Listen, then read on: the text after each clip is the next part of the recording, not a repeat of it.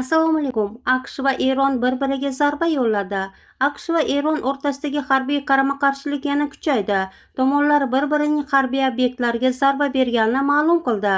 AQSh Markaziy qo'mondonligi bayonotiga ko'ra, Amerika harbiylari Eron hududidagi radar tizimlari va dronlarni boshqarish obyektlariga zarba bergan. Washington bu hujumlarni o'zini himoya qilish maqsadida amalga oshirilgan choralar deb atagan.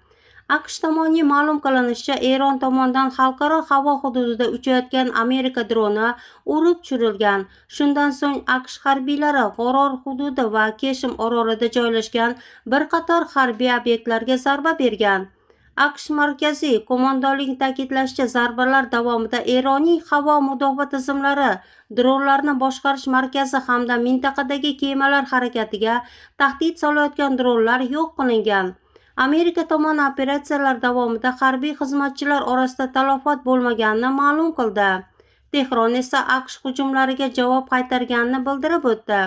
Eron Islom inqilobi qo'riqchilari korpusi AQSh tomonidan Eronning janubiy hududlariga uyushtirilgan hujumlarda foydalanilgan harbiy bazalardan biriga zarba berganini ma'lum bo'ldi.